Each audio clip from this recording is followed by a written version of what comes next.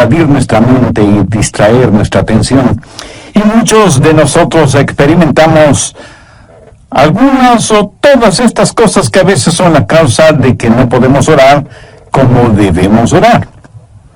Dios sabe esto y nos ha dado a alguien para que nos ayude en nuestra vida de oración. Ese alguien es el Santo Espíritu de Dios. Veamos Romanos 8, versos 26 y 27. Y de igual manera el Espíritu nos ayuda en nuestra debilidad, pues qué hemos de pedir y cómo conviene no lo sabemos. Pero el Espíritu mismo intercede por nosotros con gemidos indecibles. Mas el que escudriña los corazones sabe cuál es la intención del Espíritu, porque conforme a la voluntad de Dios intercede por los santos. ¡Qué extraordinarios son estos versículos! Ruego a Dios que nos ayude a entenderlos. Este es uno de varios textos en la Biblia que enseña que debemos orar en el Espíritu. Por ejemplo, Efesios 6:18, Pablo dice, orando en todo tiempo con toda oración y súplica en el Espíritu. No está hablando de oraciones emocionales, epidérmicas, ni siquiera hace referencia a orar con energía. El apóstol está haciendo referencia al Espíritu Santo.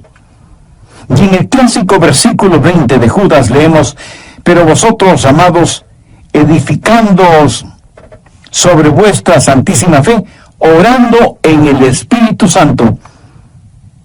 El orar en la carne es fracasar.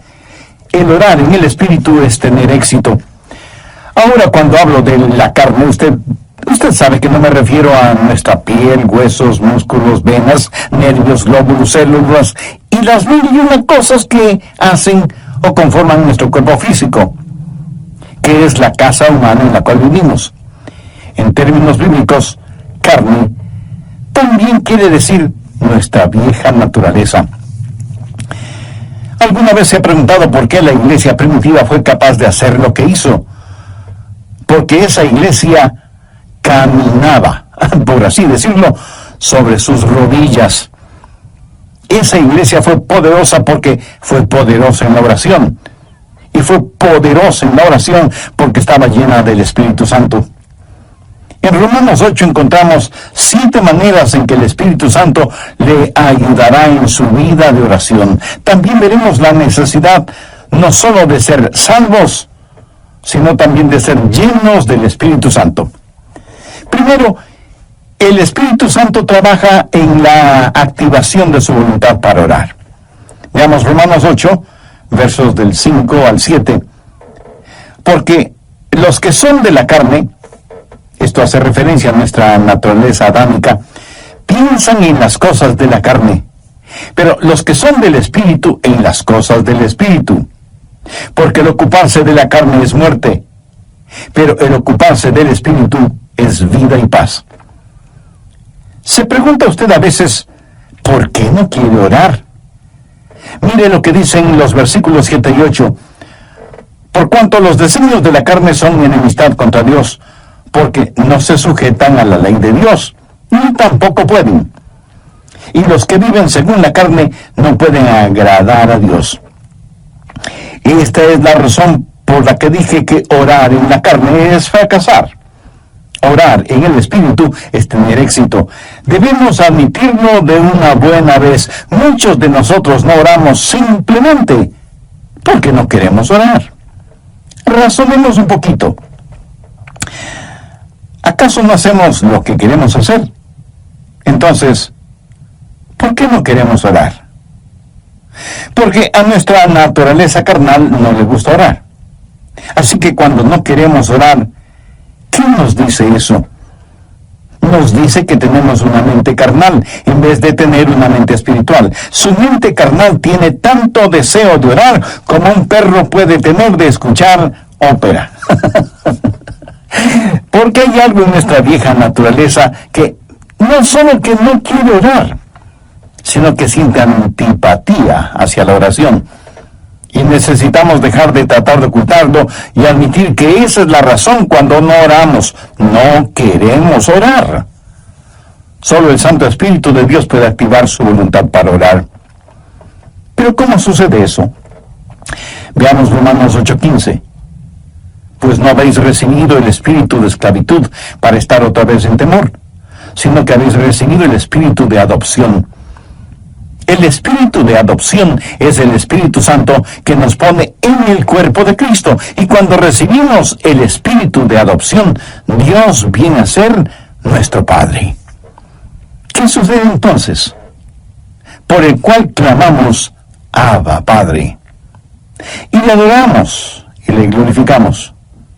Cuando usted está lleno del Espíritu Santo, ese Espíritu en usted reconoce que Dios es su Padre.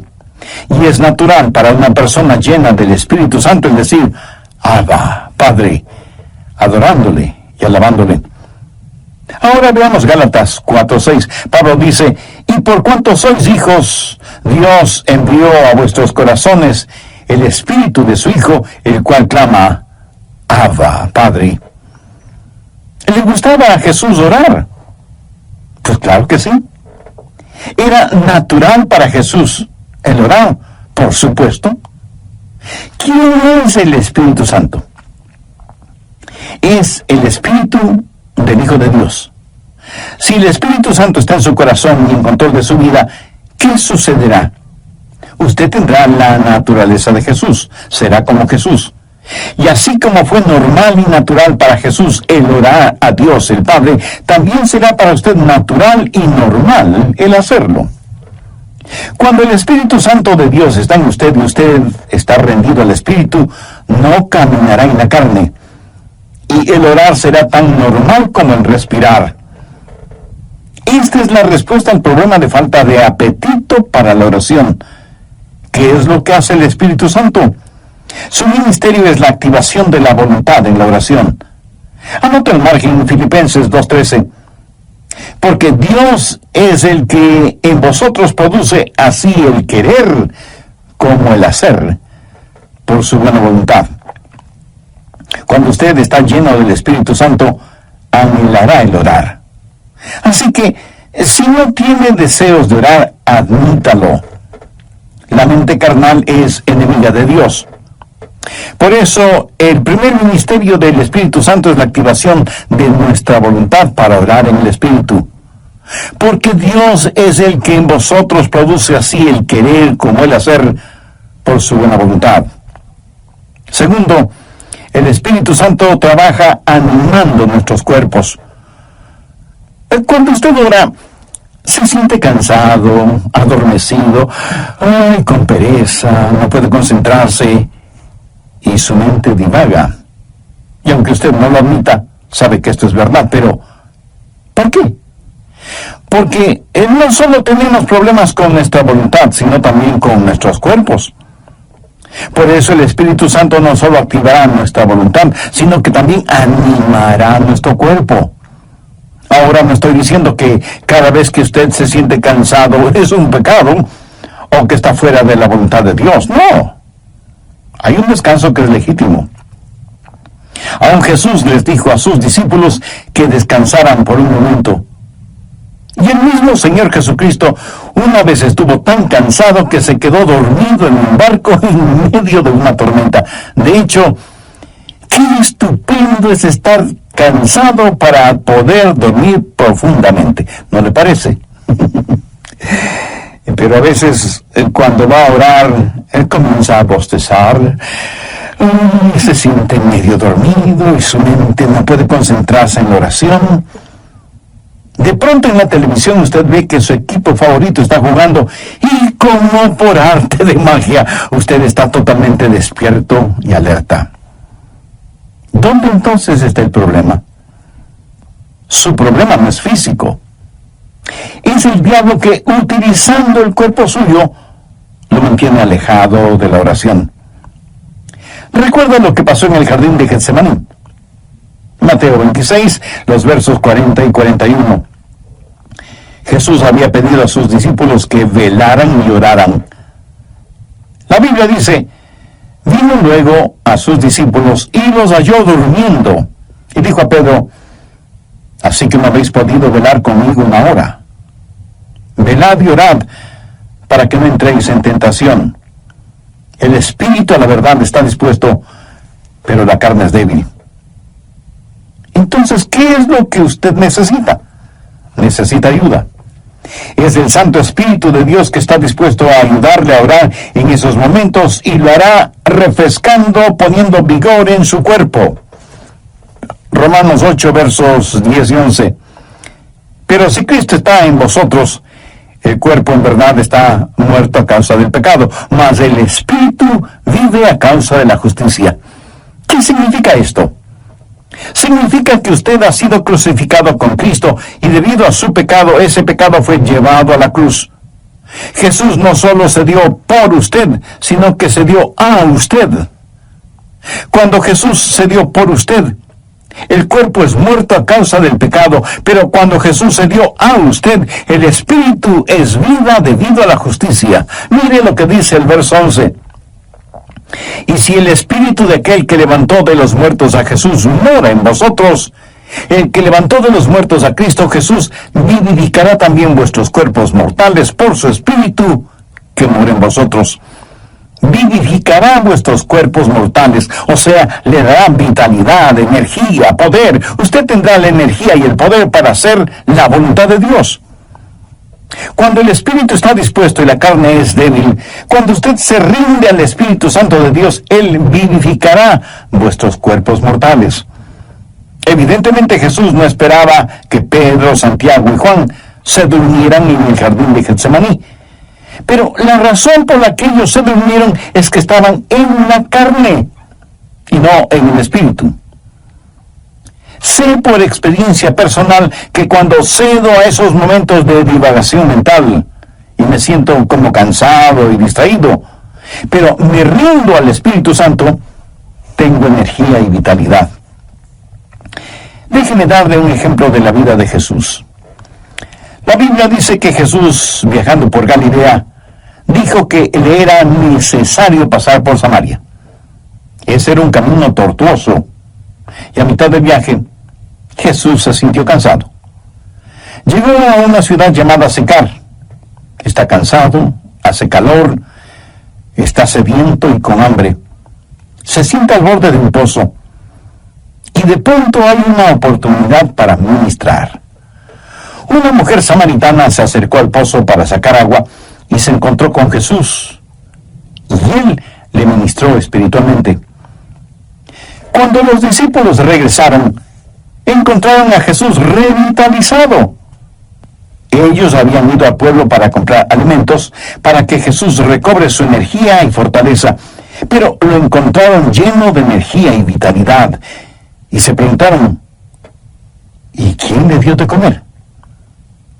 ¿Quién le ha estado ministrando? ¿Sabe lo que Jesús les dijo? Yo tengo una comida de la cual ustedes nada saben. ¿Qué había sucedido? El Santo Espíritu de Dios había revitalizado el cuerpo del Señor Jesucristo, y el Santo Espíritu de Dios pondrá energía en su cuerpo y lo refrescará y le ayudará. ¿Cómo? Bien, Romanos 8:26. Y de igual manera el Espíritu nos ayuda en nuestra debilidad. Amigo, usted tiene que aceptar y confesar su debilidad. No lo niegue, porque eso es algo que no se puede negar. Bueno, sí se puede negar, pero no se debe negar. Usted me dice, pastor, mi debilidad es un inconveniente. No, no lo es. Es más bien una oportunidad.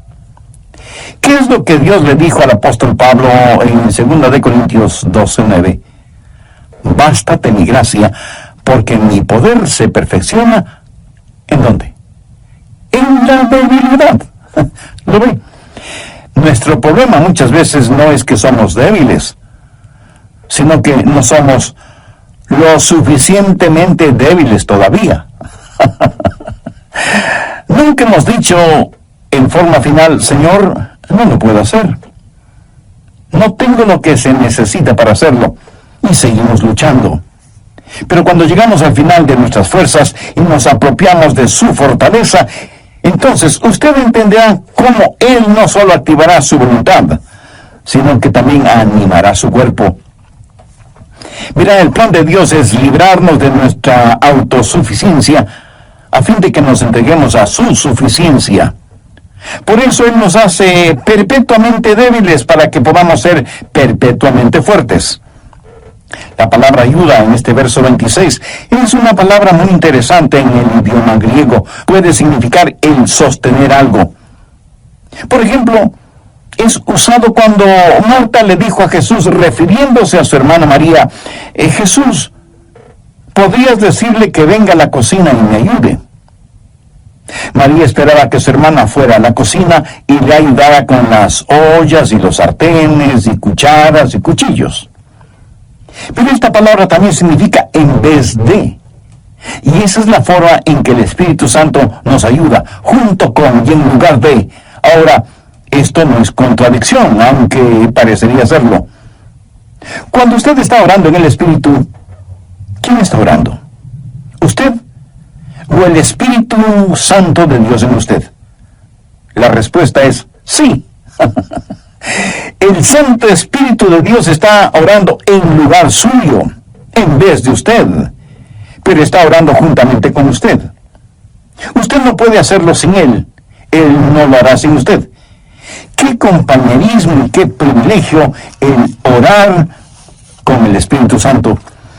El Espíritu Santo de Dios quiere pensar a través de nuestras mentes, quiere hablar por medio de nuestros labios, quiere ver utilizados nuestros ojos, quiere gemir a través de nuestro espíritu. Es el Espíritu Santo en el espíritu humano, junto con y en lugar de. ¿Tiene el Santo Espíritu de Dios en usted? Para tenerlo es necesario que usted haya recibido a Jesucristo en su corazón como su Salvador y Señor, porque Jesús prometió que daría, enviaría y sellaría con su Santo Espíritu a quienes, arrepintiéndose de sus pecados y aceptando el sacrificio de Jesucristo en la cruz del Calvario, lo reconocen como Salvador y Señor de sus vidas y les dan la bienvenida para que Él habite y controle sus vidas. Usted puede hacer esa decisión este mismo momento, orando la siguiente sencilla oración. En Dios eterno, sé que hace mucho tiempo no he conversado contigo y que mi vida de oración es deplorable. Perdóname y ayúdame por medio de tu Santo Espíritu para que yo pueda aprender a orar en el Espíritu. Señor Jesús, perdona mis pecados, límpiame, sáname, sálvame. Agradezco tu sacrificio en la cruz, derramando tu preciosa sangre para pagar por mis pecados y darme vida eterna. Y porque tú moriste por mí, yo quiero vivir para siempre por ti. Ayúdame a vivir conforme a los designios de tu voluntad. 6. Y de igual manera el Espíritu nos ayuda en nuestra debilidad, pues ¿qué hemos de pedir como conviene? No lo sabemos. Y eso es muy cierto. A veces sencillamente no sabemos qué pedir. Regresemos brevemente a Romanos 8:14. Porque todos los que son guiados por el Espíritu de Dios, estos son hijos de Dios.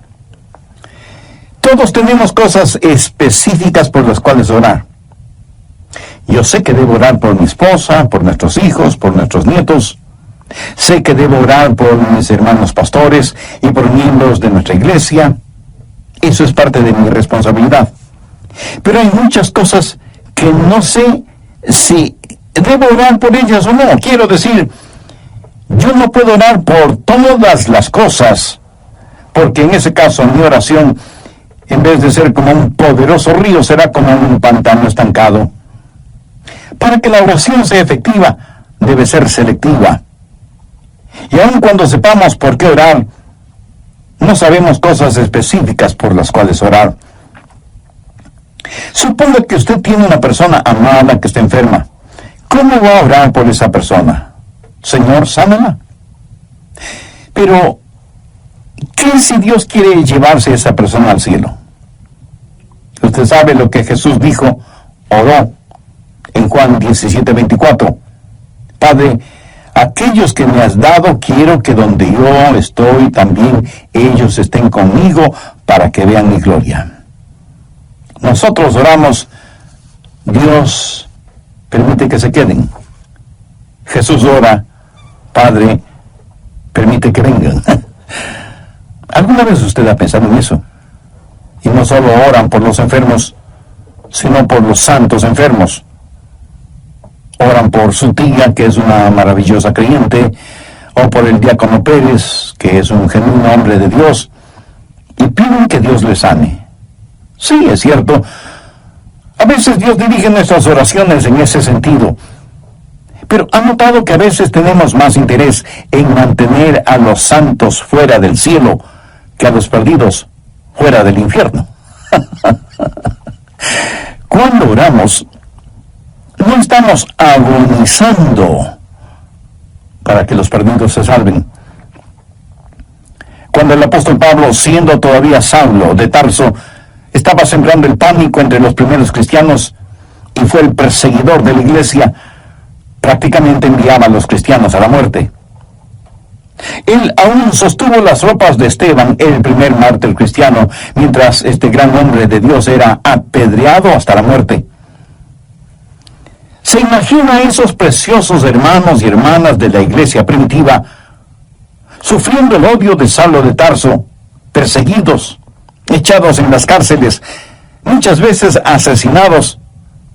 ¿Se imagina a esos creyentes orando, Señor, Saulo es un archienemigo de tu iglesia, ten la bondad de eliminarlo? Pero Dios no eliminó a Saulo, más bien lo salvó y lo convirtió en el gran apóstol Pablo. Permítame ilustrar este punto.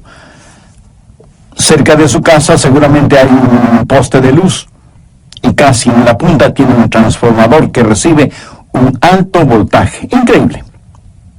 De ese transformador sale la energía eléctrica para su casa, y esa energía eléctrica sirve para que usted encienda las luces de casa y ponga a funcionar todos sus electrodomésticos y equipo electrónico. Esa corriente eléctrica también le sirve para que usted pueda poner un par de rebanadas de pan en la tostadora que quedan doradas y calientitas. Ahora, escúcheme. Si el alto voltaje no pasara primero por el transformador y estuviera conectado directamente a la tostadora, su tostadora sería la tostada. El alto voltaje es controlado en el transformador. Es la misma energía, pero transformada. Escúcheme. El Santo Espíritu de Dios es como el transformador. Toma nuestras oraciones. Dios ve nuestro corazón y es el mismo Espíritu que hace intercesión por nosotros de acuerdo a la voluntad de Dios. En Romanos 8:27 leemos, mas el que escudriña los corazones sabe cuál es la intención del Espíritu, porque conforme a la voluntad de Dios intercede por los santos. Cuarto, el Espíritu Santo nos ayuda en la administración de nuestro acceso a Dios. Verá, usted no se presenta súbitamente delante de Dios.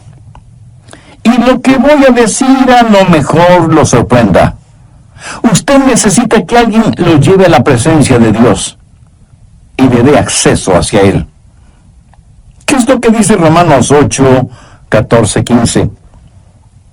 Porque todos los que son guiados por el Espíritu de Dios, estos son hijos de Dios. Pues no habéis recibido el espíritu de esclavitud para estar otra vez en temor, sino que habéis recibido el espíritu de adopción por el cual clamamos, Abba, Padre. Eso significa que es el Espíritu Santo de Dios el que nos da acceso. Anote Efesios 2:18. Porque por medio de Él, los unos y los otros tenemos entrada por un mismo Espíritu al Padre. ¿Por medio de quién? Por medio de Jesús tenemos acceso por el mismo Espíritu al Padre. ¿Cómo trabaja la oración? Oramos a Dios por medio de Jesús en el Espíritu. Tenemos acceso por un mismo Espíritu al Padre. Alguna vez fui invitado a la oficina oval en la Casa Blanca para una reunión con el presidente de los Estados Unidos. ¿Cómo piensa usted que se entra a esa oficina oval? ¿Cree que simplemente sale del taxi, entra en la oficina oval y dice, hola, presidente? No, usted no puede hacer eso. Primero, le llevan a un salón particular donde conoce a una persona que es el embajador personal del presidente y conversa con usted hasta que usted esté listo. Y entonces le guía hacia la oficina oval. Eso es lo que hace el Espíritu Santo cuando usted llega no a la oficina oval, sino a la oficina celestial. Cuando usted viene frente al trono de la gracia, tiene un Padre a quien orar, tiene un Salvador en nombre de quien orar, y tiene un Espíritu Santo que le ayudará a orar. ¿Alguna vez ha orado sintiendo que ora a Dios, pero no con Dios? Y tiene la sensación de que Dios está a millones de años de distancia. ¿Han escuchado la expresión, mis oraciones no pasan del tumbado? La oración no es simplemente el enviar cohetes de oración al cielo. Es el hablar con un amigo. Dios nos da la invitación real para que oremos, y Dios nos da un palacio y nos trae y nos guía, y tiene una persona de la realeza, el Espíritu Santo, para que nos lleve a su presencia. Quinto, el Espíritu Santo nos ayuda en la articulación de nuestras palabras. Otro problema cuando oramos es que se nos traba la lengua y como que nos quedamos sin palabras. ¿Saben lo que son las palabras? Las palabras son únicamente vehículos que transportan los pensamientos. Pero algunas veces esos pensamientos son demasiado pesados para ese vehículo. A veces esos pensamientos son tan profundos, tan grandes, tan imponderables, que no sabemos cómo expresarlos con palabras. Es entonces cuando necesitamos estar orando en el Espíritu. Veamos Romanos 8:26, la parte final del versículo. Pero el Espíritu mismo intercede por nosotros con gemidos indecibles. Cuando nuestros pensamientos son tan profundos que no podemos expresarlos con palabras, entonces el Espíritu Santo le dice a Dios lo que nosotros no podemos verbalizar. ¿Sabe usted que hay una manera de orar sin palabras? De acuerdo al versículo que acabamos de leer, ¿quién es el que emite gemidos indecibles? Es el Espíritu Santo fundido con el espíritu humano. La palabra gemido en el original significa dolores de parto. Si alguna vez ha estado cerca de una mujer que está dando a luz, la habrá escuchado dando gemidos de parto. Pero ¿sabe qué es ese gemido? Es un gemido de dolor transfigurado por la esperanza. Y eso no solo ella, sino que también nosotros mismos, que tenemos las primicias del Espíritu, nosotros también gemimos dentro de nosotros mismos, esperando la adopción, la redención de nuestro cuerpo. Nuestros cuerpos aún no han sido redimidos. Nuestra alma ha sido redimida. Nuestro espíritu ha sido redimido. Pero nuestro cuerpo todavía no ha sido redimido. Por lo tanto, vivimos en un mundo lleno de gemidos y de dolores y de enfermedades y de llanto y de muerte. Todo está alrededor nuestro. Y sea usted salvo o no, no es inmune a esta realidad. No piense que porque usted es salvo no habrá dolor ni sufrimiento. En los versos 22 y 23, Pablo dice: porque sabemos que toda la creación gime y aún está con dolores de parto hasta ahora. Y no solo ella, sino que también nosotros mismos, que tenemos las primicias del Espíritu. Cuando usted ora, el Santo Espíritu de Dios entra en esa agonía. Y así como Jesús lloró en Getsemaní, en sus horas más oscuras y profundas, usted sentirá cómo el Santo Espíritu se junta con su Espíritu en oración silenciosa y con gemidos tan intensos que no pueden ser escuchados. Si usted nunca ha experimentado esto, entonces usted no sabe lo que es en realidad orar. Pero llegará el momento en que lo sepa, cuando no tenga ni la menor idea de qué hacer. o de qué decir. Entonces será cuando el Santo Espíritu de Dios se fundirá con su espíritu y le ayudará no solo en la administración del acceso a Dios, sino también en la enunciación de sus deseos. Y Dios sabe lo que significa eso, aun cuando usted no diga una sola palabra. ¿No es eso maravilloso? Sexto, la declaración de nuestra confianza viene del Espíritu Santo. Romanos 8, versos 26 y 27. Y de igual manera el Espíritu Santo nos ayuda en nuestra debilidad, pues ¿qué hemos de pedir como no conviene? No lo sabemos. Pero el Espíritu mismo intercede por nosotros con gemidos indecibles. Mas el que escudriña los corazones sabe cuál es la intención del Espíritu, porque conforme a la voluntad de Dios intercede por los santos. Y en el versículo 28 está la respuesta a la tácita pregunta: ¿cuál es la voluntad de Dios? Y sabemos que a los que aman a Dios, todas las cosas les ayudan a bien. Esto es, a los que conforme a su propósito son llamados. Y surge de inmediato la pregunta: ¿cuál es el propósito de Dios? Y el versículo 29 tiene la respuesta: para que seamos hechos conforme a la semejanza de su Hijo. Pero a veces usted ora y gime y llora y suplica y nada sucede. Y usted dice: le oré a Dios y no escuchó mi oración. Amigo, sí la escuchó. Recuerde que todas las cosas obran para bien. Literalmente significa que Dios está haciendo todas las cosas para el bienestar suyo. Pero escúcheme con atención. El plan de Dios para usted no es primordialmente el hacerle saludable, millonario y feliz. El plan de Dios para usted es santificarle y hacerle a la semejanza de su Hijo Jesucristo. Dios sí escucha nuestras oraciones. Y usted puede pedir cierta cosa, pero Dios le da otra diferente, que le ayudará a usted a hacer más y más a la semejanza del Señor Jesucristo. Amigo, de eso se trata todo. La oración no convierte a Dios en una especie de mensajero celestial que está esperando recibir sus órdenes para complacer sus deseos y caprichos. De ninguna manera. La oración es el plan de Dios para hacerle a usted a la semejanza de su Hijo. Una vez tuve una tremenda carga de oración, la más pesada que he tenido.